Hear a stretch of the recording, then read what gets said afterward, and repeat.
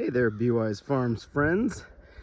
I just wanted to give a short video about accessibility and accessing your beehives during the winter. So we had 18 inches of snow last night, and this is our front apiary here.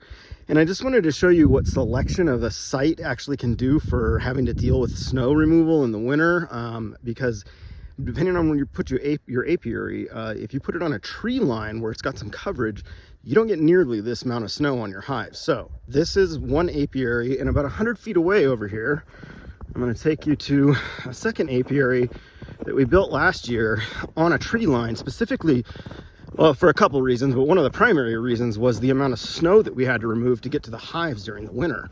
And so just walking over here, you can see there is only about 6 inches of snow in this apiary. And I mean, obviously it's in the same exact location as the other one. So this is a really good example of how selecting a good site early on can give you all sorts of benefits in the long run of having to deal with extra work in an apiary.